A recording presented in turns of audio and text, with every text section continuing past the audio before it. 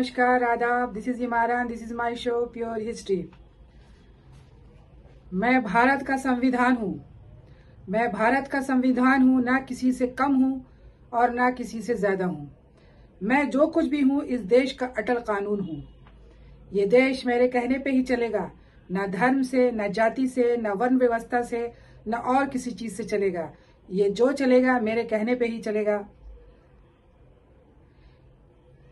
क्योंकि मैं India means Bharat, Bharat का संविधान हूँ।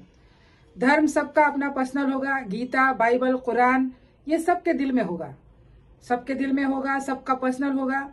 पर देश की सारी गतिविधियां, सारा कानून, सारी चीज संविधान से चलेगा। यही हमारे देश का संविधान है, जो सबको बराबरी का अधिकार देता है, एकता का अधिकार देता है और हर चीज की आजादी देता है। जो हमारा दुनिया का पहला लिखित संविधान, जो हाथ से लिखा गया 10 किलो का संविधान, जो दुनिया में ऐसा कहीं भी नहीं है। तो ये आज मैं बात करने जा रही हूँ। ये मैंने एक इंट्रोडक्शन दिया था मैंने, तो मैं बात करने जा रही हूँ कि जब हमारा देश आजाद हो रहा था तो देश की आजादी मिलने से पहले अंग्रेजों ने बहुत बड़ी शर्त रखी और उन लोगों ने कहा कि जब तुम्हारे देश में खुद का संविधान नहीं है, कानून नहीं है, तो तुम देश चलाओगे कैसे? फिर तुम्हें आजादी कैसे मिलेगी? तुम्हें आजादी नहीं मिलेगी। इसलिए पहले अपने देश का संविधान लागू करो और लागू करने के बाद उसके बाद बात करो। अब ये लोग परेशान हो गए, सारे जो फ्रीडम फाइटर थे, इतने लोग थे, सारे लोग, कि आजादी अब मिलने ही वाली है। तो लोगों ने ये तमाशा कर दिया कि अब हमें कैसे संविधान नहीं है। तो फिर इन लोगों ने हिम्मत नहीं हारी और सब लोगों ने मिलकर कोशिश की कि इतनी जल्दी जो है हमें अपने संविधान को लागू करना है। सबने कोशिश की। तो उसमें जो है सबसे पहले मैं नाम लेना चाहूंगी B.N. राव का। B.N. राव जो है बहुत इंटेलिजेंट, बहुत काबिल, बहुत ज्यादा जिसको बोलते हैं ऐसा इंसान जिसने विदेश जाकर सब तरफ जो है सबके संविधान का उन्होंने उसके बारे में डिटेल पढ़ाई की, स्टडी किया कि किसके संविधान में क्या है। और संविधान सारा चीज जानने के बाद हर देश के संविधान से, कानून से वो कुछ ना कुछ थोड़ा हिंट्स लेकर के आए। संविधान लेकर के नहीं आए, हिंट्स लेकर के आए कि किसके संविधान में क्या। एक होता है कि आप थोड़ा सा सजेशन, जिसको कहते हैं आप सजेशन लाना, वो सजेशन लाने के बाद ही हमारे देश का फिर सब लोगों ने हाथ लगाया, संविधान लिखना शुरू किया। तो संविधान लिखने में, बनाने में 300 लोगों ने साथ दिया। टोटल 300 लोग थे और 300 लोग में 15 महिलाएं भी थी, 15 महिलाएं थी। और जो अध्यक्ष बने थे संविधान लिखने के, तो हमारे जो पहले राष्ट्रपति थे डॉक्टर राजेंद्र प्रसाद, वो अध्यक्ष थे। और जो ड्राफ्टिंग कमेटी के जो प्रेसिडेंट थे वो थे भीमराव अंबेडकर। इसीलिए उनको जो है संविधान का जन्मदाता कहा जाता है। जबकि सारे लोगों ने मिलकर मेहनत किया था और फिर बहुत मेहनत करने के बाद, इतना जल्दी, बहुत मुश्किल से, सारे लोगों के मेहनत के बाद 2 साल 11 महीना और 18 दिन लगा तो हमारा संविधान लागू हुआ, यानी रेडी हो गया। तो ये तो रेडी हो चुका था 26 नवंबर 1949 को। पर इसके पीछे भी बहुत दिलचस्प कहानी है। जैसे आज हम जो 26 जनवरी मनाते हैं, 26 जनवरी 1950 पे गणतंत्र दिवस मनाते हैं, तो एक्चुअली में संविधान दिवस मनाते हैं 26 नवंबर को। तो ये जो लागू हुआ 26 जनवरी 1950 को लागू हुआ। तो इस वजह से जो है हमारा संविधान आया, सामने आया, वजूद में आया। और एक बहुत बड़ी चीज, और इस संविधान को जो पेन डाउन किया जिन्होंने अपनी इटालियन कैलीग्राफी से, बहुत खूबसूरत कैलीग्राफी की गई है क्योंकि ये हाथ से लिखा हुआ संविधान है। तो उसको प्रेम बिहारी रायजादा नाम है उनका नाम था, जिन्होंने पेन डाउन किया है इटैलिक शैली में और इस संविधान को लिखने में। और इसके अंदर काफी अच्छी पिक्चर्स भी बनाए गए हैं। जैसे आप कह सकते हैं कि राम, सीता, लक्ष्मण के भी पिक्चर्स हैं, टीपू सुल्तान के पिक्चर्स हैं, बुद्ध के हैं, बहुत सारी ऐसी चीजें। उतना मैं डिटेलिंग में नहीं जाऊंगी अभी। बहुत सारी जो अंदर जो है स्केचिंग की गई है, कैलीग्राफी की गई है बहुत खूबसूरत ढंग से। ये संविधान जो है संसद की जो लाइब्रेरी है, हमारे संसद की लाइब्रेरी, वहां पे रखा हुआ है। अगर हमें देखने का मौका मिलेगा हम जरूर जाएंगे देखने के लिए। सबको देखना चाहिए कि हमारा संविधान, हमारे देश का कानून कैसा है। तो इस ढंग से जो है हमारे देश में, हमारे वजूद में संविधान आया। संविधान बनने के बाद तो जो टोटल जो संविधान है उसके अंदर 12 अनुसूचियां हैं, 12 अनुसूची, 25 भाग और 448 अनुच्छेद है, जो धीरे धीरे ये बढ़ रही है। तो मेरे कहने का मतलब है कि हमारे संविधान में जो है कई बार संशोधन हो चुका है, लगभग 200 से भी ज्यादा संशोधन हुआ, यानी चेंजेस आए हैं जिसके अंदर ये चीजें गई हैं। तो मैं आज बात करने जा रही हूँ 8वीं अनुसूची की, संविधान की 8वीं अनुसूची। क्योंकि आज के डेट में तो 12 अनुसूची है, लेकिन जब संविधान बना था तब सिर्फ उस वक्त 8 अनुसूचियां थी। तो जो 8वीं अनुसूची है उसके अंदर क्या कहा गया है और क्या बातें बताई गई है संविधान के बारे में, आज मैं उसके बारे में बात करने जा रही हूँ। 8वीं अनुसूची के अंदर जो है भारत के संविधान में जो है रीजनल भाषाओं के बारे में बात किया गया है। रीजनल भाषाएं, शास्त्रीय भाषा है, क्योंकि ऐसे तो पूरे इंडिया में तो 3000 जातियां और इतने सारे लैंग्वेजेस हैं, बहुत सारे लैंग्वेजेस हैं, क्योंकि यहाँ छोटे छोटे राज्य, सबकी प्रथाएं, लैंग्वेज सब अलग अलग है। पर इसमें जो है 8वीं अनुसूची में ये सब चीजों का जिक्र किया गया है। तो जब संविधान बना था तो 8वीं अनुसूची में उस वक्त जो है 14 भाषाओं को उसके अंदर शामिल किया गया था, जिसमें 14 भाषाएं थी। पर आज के डेट में हमारे संविधान की 8वीं अनुसूची में टोटल 22 भाषाएं हैं। धीरे धीरे चेंजेस होते गए और चेंजेस होने के बाद चीजें जुड़ती गई।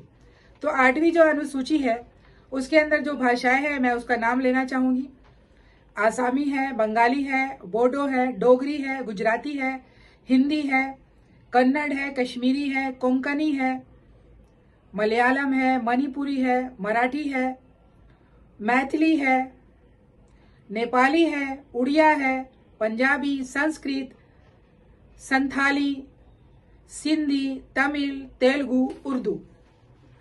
तो ये 22 भाषाएं हैं जो हमारे संविधान के अंदर है, 8वीं अनुसूची में जोड़ा गया है, जिसको शास्त्रीय भाषा कहा जाता है।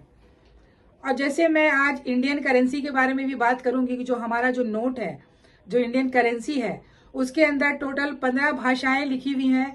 शायद किसी ने नोटिस किया है, नहीं किया।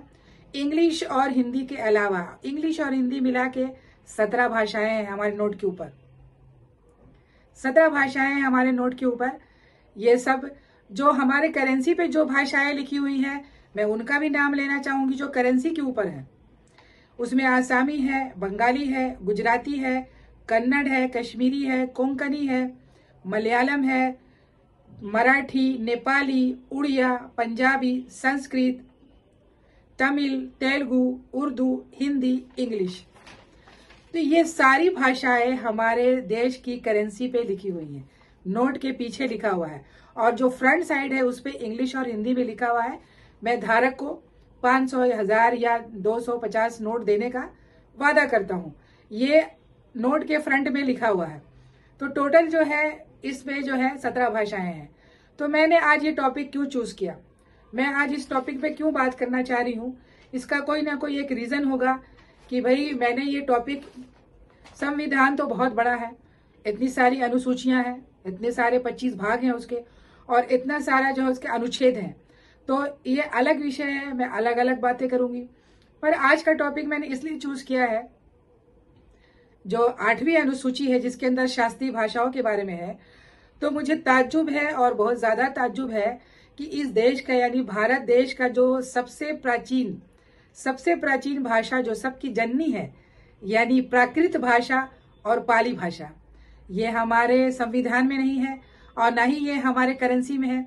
बहुत ताज्जुब की बात है, क्योंकि सारे भाषाओं की जननी तो यही है, क्योंकि सबसे पहले प्राकृत भाषा था। क्योंकि अगर महावीर या गौतम बुद्ध ये लैंग्वेज बोला करते थे आज से, यानी कितने हजारों साल पहले, यानी 500, 700, 800 BC, बिफोर क्राइस्ट के पहले ये लैंग्वेज चला करता था, तो जाहिर सी बात है उनके बाप दादे भी, उनके जो एंसेस्टर हैं, उनके जो पूर्वज हैं, वो भी यही भाषाओं में बात किया करते होंगे। क्योंकि अगर मैं आज हिंदी, इंग्लिश या जो भी लैंग्वेज बोल रही हूँ, क्योंकि हमारे एंसेस्टर जो हैं ऐसी भाषाओं में बात करते थे, इसलिए मैंने ये लैंग्वेज सारी भाषाओं को सीखा। तो महावीर जो है प्राकृत भाषा में सारी लैंग्वेजेस उनके हैं, और गौतम प्राकृत का ही स्वरूप पाली है। गौतम बुद्ध के सारे जो भाषण है वो पाली लैंग्वेजेस में है। तो इसका मतलब जो सबसे पुरानी जो भारत की भाषा है, इन्हीं सब में से जो है देवनागरी लिपि निकली है, जो स्क्रिप्ट निकला है, उसी में से फिर सारे जो रीजनल लैंग्वेजेस हैं वो निकले हैं। सारे रीजनल लैंग्वेजेस जितने, जो बंगाली, नेपाली, आसाम, यहाँ तक कि नेपाली भाषा भी है। जबकि आज के देश में नेपाल एक अलग कंट्री है, उसका अलग सब कुछ है, पर वो भी हमारे संविधान में है और हमारे करेंसी में भी है, पर प्राकृत लैंग्वेज नहीं है और पाली लैंग्वेज नहीं है। ये बहुत बड़ा सवाल है। सवाल इसलिए है कि हो सकता है कि ज्यादा बोले जाने वाली लैंग्वेजेस को लिया गया हो, ज्यादा बोलने जाने वाली लैंग्वेजेस को उस जमाने के लोग, जैसे जिन लोग संविधान बना रहे थे, तो उन लोगों ने देखा कि जो बोली जाने वाली भाषाएं हैं उनको उन लोगों ने शामिल किया हो। इसी वजह से शायद पाली और प्राकृत को अभी तक ऐड नहीं किया गया। पर जब से पता चला हमें अशोका के जितनी जो स्क्रिप्ट मिले अशोका के, और जितनी भी चीजें मिली, जो खुदाई में चीजें मिल रही हैं, तो इससे आज के डेट में हमें मालूम है कि सबसे पुरानी लैंग्वेज जो है प्राकृत लैंग्वेज है, प्राकृत है और पाली है। तो हो सकता है कि आगे की गवर्नमेंट इस पर ध्यान देगी और इस बातों पे ध्यान देगी कि हमारे शास्त्रीय लैंग्वेजेस में, जो हमारे जो रीजनल लैंग्वेजेस हैं, उसके अंदर ये दो भाषाओं को भी बहुत रेस्पेक्टफुल्ली जोड़ना चाहिए। ये सारे लोगों का मानना है, क्योंकि पहले जब तक हम लोगों ने, इसके पहले हम जानते ही नहीं थे अशोका के, जब तक हमें अशोका के बारे में नहीं पता था तो हमें कुछ भी नहीं पता था। जब अशोका के बारे में पढ़ लिया गया, सारे लैंग्वेजेस पढ़ लिए गए, तो जाहिर सी बात है कि अब हम सब कुछ जान चुके हैं कि हमारा असलियत क्या है। तो इसलिए जरूर जो है गवर्नमेंट इस बात पे विचार करेगी, सोचेगी कि इन रीजनल लैंग्वेजेस में ये दो भाषाओं को भी जोड़ा जाए। और जो सबसे पुरानी लिपि जो धम लिपि है, ऐसे तो 3 भाषाएं उसकी मिली है, 3 स्क्रिप्ट है, धम है, खरोष्टी है, अरमाइड है, बहुत सारी स्क्रिप्ट है। पर ये चूंकि हमारे महावीर और गौतम बुद्ध ये भाषा बोलते थे, तो इन भाषाओं को इसमें जरूर शामिल करना चाहिए। तो प्लीज आप हमें, हमारा शो आपको कैसा लगता है, प्लीज आप लोग कुछ तो बताया करें, कमेंट करें कि हमारा शो आपको कैसा लगता है। हमारी जो जानकारी है, हम जो आपको अपनी इंफॉर्मेशन देते हैं, अच्छी अच्छी चीजों को हम इकट्ठा करते हैं, बहुत स्टडी करते हैं, और करने के बाद हम आपके लिए लाते हैं, बहुत मेहनत करते हैं। तो प्लीज आप हमें सपोर्ट करें, लाइक करें, सब्सक्राइब करें। धन्यवाद।